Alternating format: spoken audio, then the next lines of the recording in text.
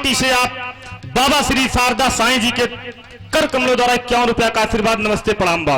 बाबा पुरन की एक लाइन हम बता दी, एक लाइन ज्यादा ना है, बिरहा गाँव दादा गाँव है, दादा छोड़ दे देख दें वाह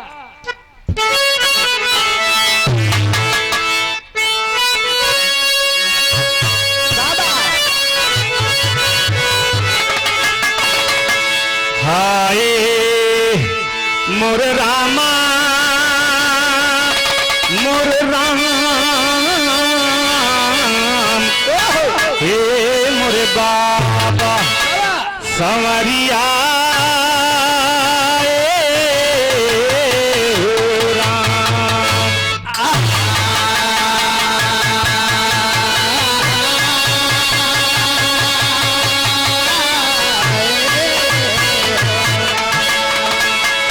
सुनने वाले भैया गीत पर ध्यान देना।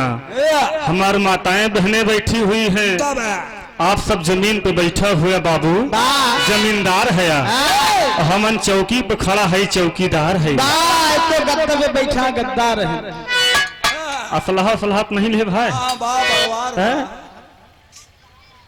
दादा गाँव दादा कहीं सुनने वाले मित्र ध्यान देना कि एक बात मोरी सजनी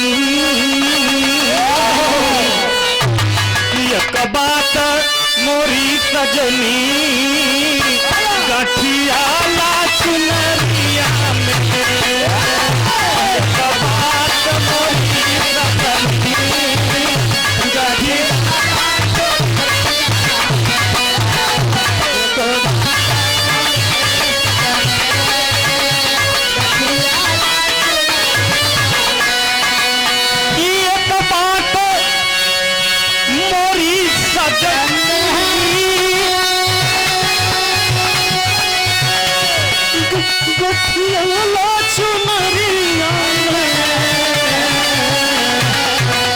बिना पैसा कई बिक गई बिना मोला कई बिक गई माया के नगरिया में बिना पैसा कई बिक गई। जय हो जय हो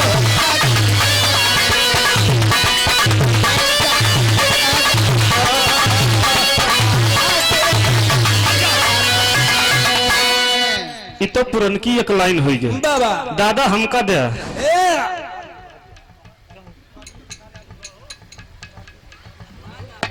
भूसियाए की माटी से आप आदरणीय जनजन में सम्मानित राजेंद्र प्रसाद यादव जी 100 रुपया का आशीर्वाद नमस्ते प्रणाम। आदरणीय बड़े भैया रविंद्र यादव बेला पश्चिम की पावन सरजमी से 200 रुपया का आशीर्वाद नमस्ते प्रणाम बाबा। आदरणीय हमारे नाना जी लोखड़िया पार की पावन सरजमी से श्री सत्यनारायण यादव जी 100 रुपया का आशीर्वाद नमस्ते प्रणाम बा। बहलोलपुर का श्री लाली के पुरवा की पावन माटी से श्री अभय राज यादव जी काका के तरफ से 100 रुपया का आशीर्वाद नमस्ते प्रणाम चरण छू पे लगी बा। अनिल भैया गाये की हमारे ये लोकगीत में मात्रा नहीं ना, लेकिन हम बता दी मात्रा बाय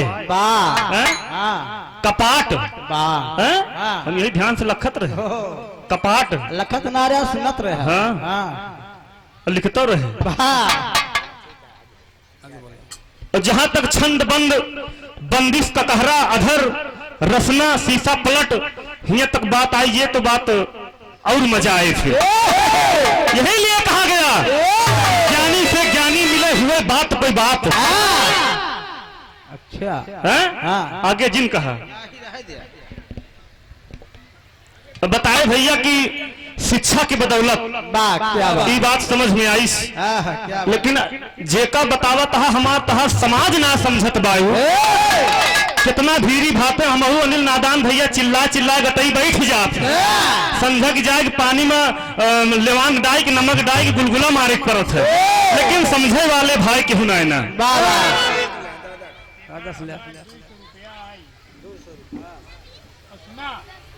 ऐसा गाना गाओ कि हमको बिल्कुल और हमारे समाज के आप अगुआ नायक हैं, यदुवंश समाज के आप दादा श्री राम समुझ यादव जी के तरफ से 200 रुपया का आशीर्वाद। नमस्ते प्रणाम बा बाबा। अनिल भैया बताए का कि पानी बाबा हम गाय रहे कह पे लकड़ी, अनिल भैया गाए पानी। हम इनके जवाब दिए जाते हैं ये माटी से। बाबा माटी होत का उहे कर दिया जो गाए तो भाई हम गाए, अनिल भैया गाए वो सुन लगा दिया।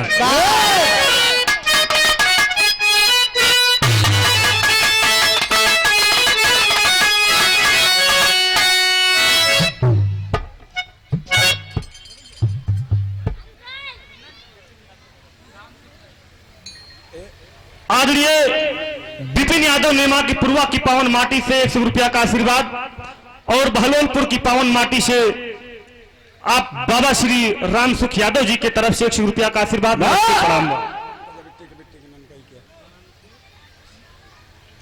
छोटी बिटिया आरुषि के तरफ से 51 रुपया का आशीर्वाद।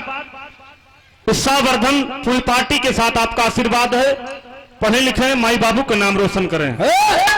और लोखड़िया पार की पावन वसुंधरा से हमारे नाना जी 100 रुपया का आशीर्वाद। चरण छूते लगी सभी भैया के भोजपुरी में जय सीताराम। चलो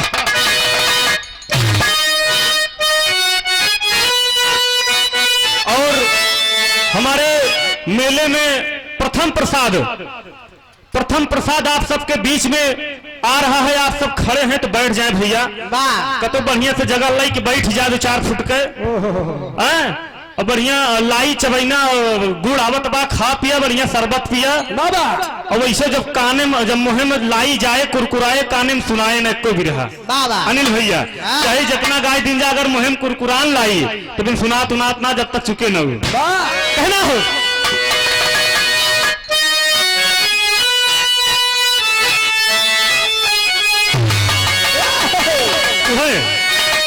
कि पिया परदेसिया न भावे अंगनवा, अरे बिरही बनल बा से जाऊरी मोरी। यह पूर्वांचल का ढांचा, लेकिन गीत में कहना है।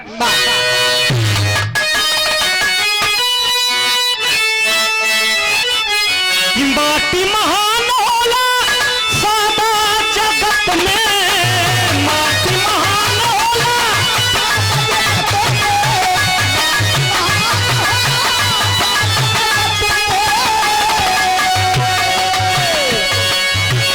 माटी महान होला सादा जगत में। माटी कया भूतरा जानवा टिकल जे कारा पई जहनवा।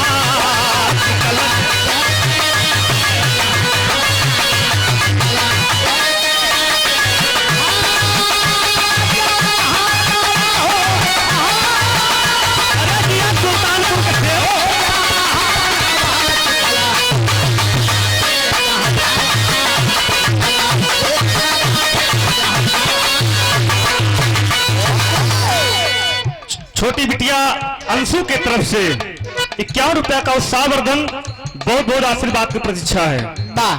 कभी ने लिखा अनिल भैया बताए, हम पहले गाए लकड़ी के बारे में, लकड़ी के महत्व।